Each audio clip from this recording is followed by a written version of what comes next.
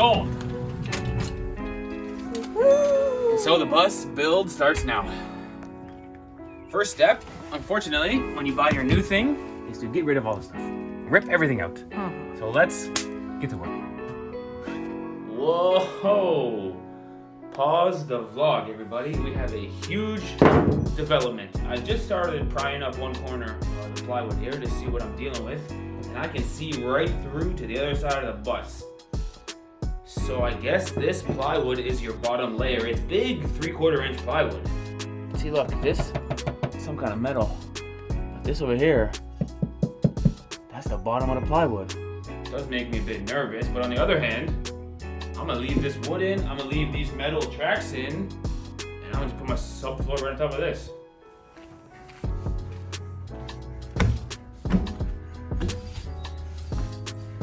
There it is! Wow. The floor is done. Last piece. Very nice, babe. Good job. Woof. Guess where we're having dinner tonight? Right here on the floor! Oh boy. Alright, so the technique here is one big and one medium and one small will all come together to make this sort of shape, which will then naturally fill the gap on the diagonal and leave a space for the wire behind it. Oh man! Darn it, I have made a huge mistake. Oh man, this so far is the biggest screw up of the job. I shouldn't say so far. So I spent so much time trying to make sure that these diagonal framing pieces were rock solid, which by the way, they absolutely are.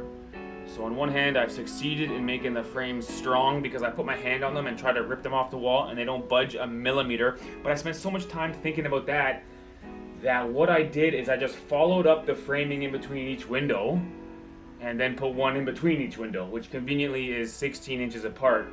And I forgot that the pattern of the windows on the left side of the bus is completely different from the pattern of the windows on the right side of the bus. Meaning, as my studs come over and meet in the ceiling top, they won't be like this. Rather, they're all sort of like this. And they're not gonna meet in the middle. Oh, man. So, honestly, the best thing I can do now is quickly frame the ceiling and, quick as I can, put the ceiling boards on as a way to hide my crooked studs and then never talk about it again, I guess. Darn it.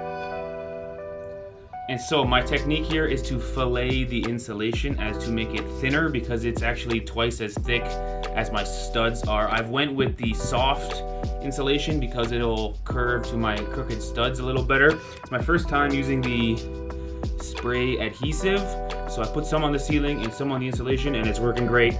Pull my wires through the holes for the lights and everything seems to be working very well. Good news.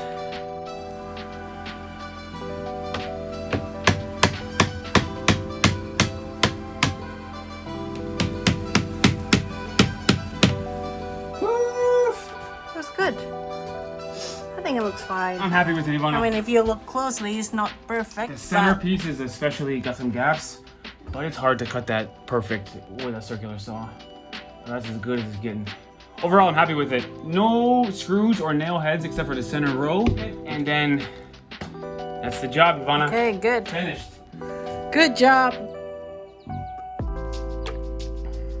And so finally the vapor barrier is up, meaning I get to now punch a huge hole in the side of my bus. And so naturally I was scared of making the hole too big. And so what I've done is I've made the hole a tiny bit too small. All right, not bad at all.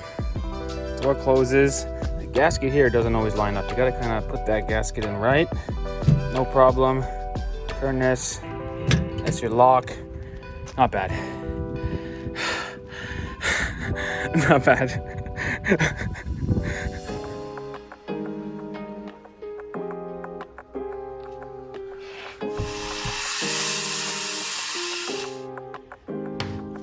if I had to guess, I would say a good carpenter could probably frame in this entire bathroom structure in half a day, or maybe even 3 hours if they had experience doing this stuff. So I will admit it took me all day and I'm still not done. I've got a few more of these horizontal support beams to put in, which shouldn't take too long. But I gotta say, one of the most satisfying jobs we've done in the bus so far, because it's getting more intricate and more complicated, which means getting more rewarding. Ladies and gentlemen, we have got ourselves a bathroom enclosure. Awesome. It's really starting to feel like a RV or a motorhome rather than a bus with a wood ceiling. Come on, that is a little bathroom enclosure. Awesome.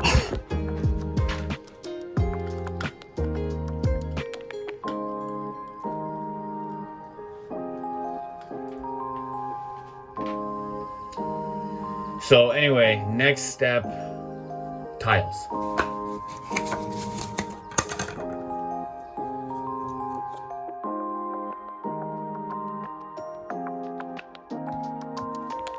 I cannot explain to you.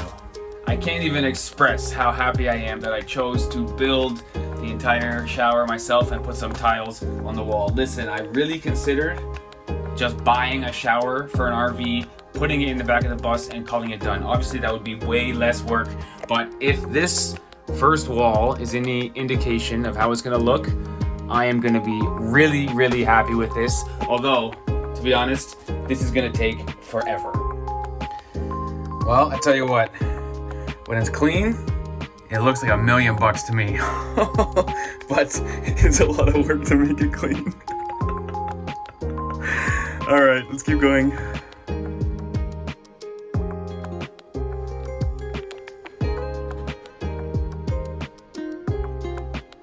And now, introducing the world's most overkill furnace installation. Check this out. I know it looks a bit ridiculous. It looks like a massive transformer or even one of those walking things from Star Wars, but I really wanted to make it safe, and so what I did is I actually exceeded the manufacturer's recommendations.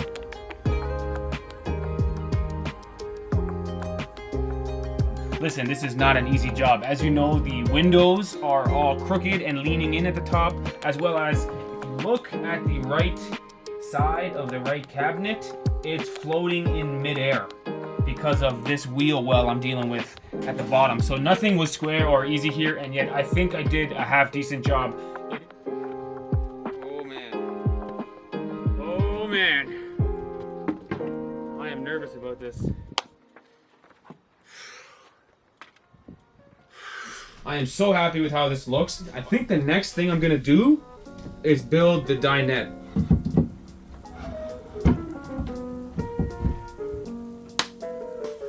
Perfect.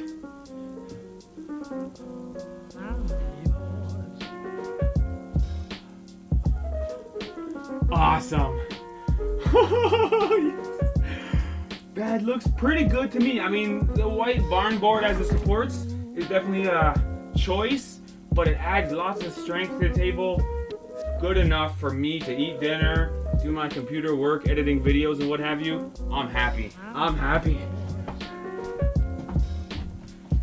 And if you move this table to lower position, and it sits on the back bracket and it sits on this front bracket. Oh my gosh! It's perfect, man! Yo!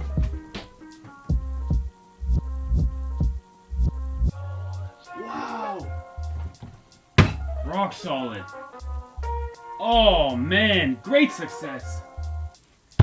All right, without further ado, it is time to install this thing. And I gotta say, based on my first impressions, I am so happy with how it looks. It is safe, it is secure, and it is 100% custom because I've never seen anything like this in anyone's bus build.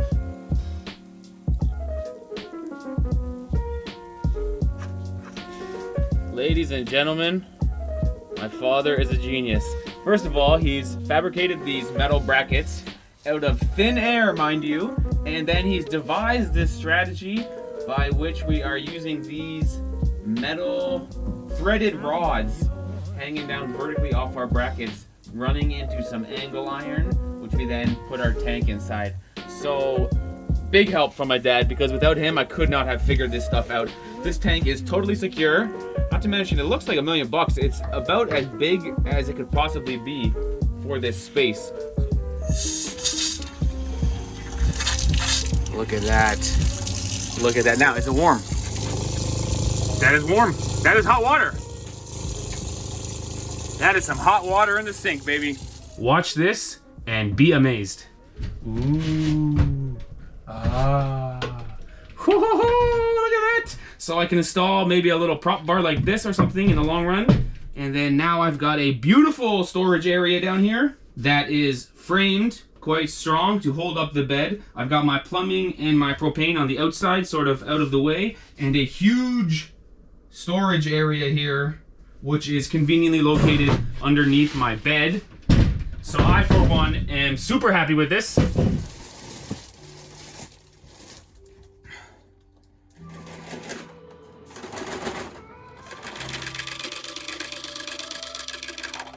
Hey, let me tell you something. My wife can sew.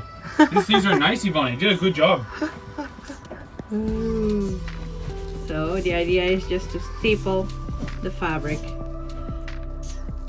onto this wooden panels on the window. Yeah, and then just tie it with string. Yeah, I think it looks good. It looks awesome. Yeah, great.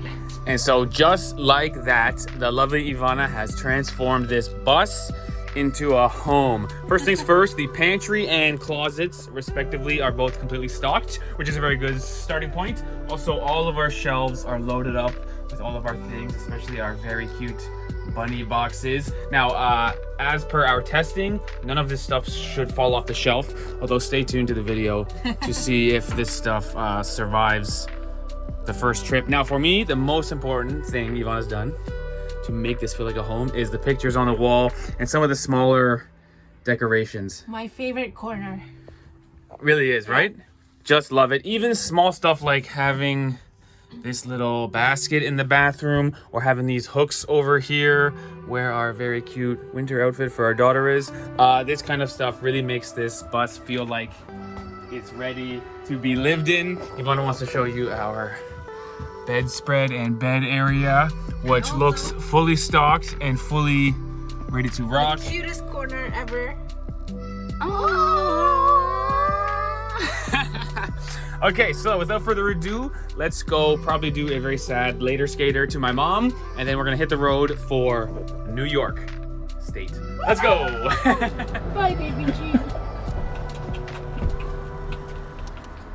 Oh my goodness. I want you guys to have a good adventure, but I miss you. Okay.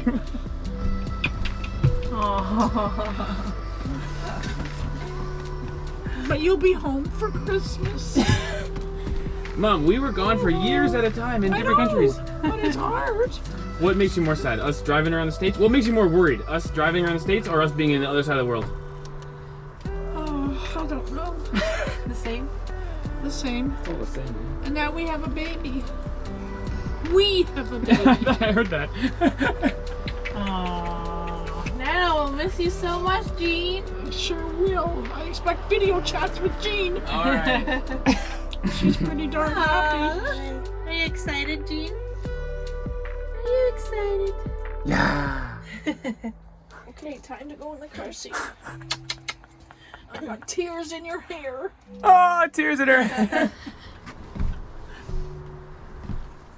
Say, I'm ready. I'm ready. Where are we going?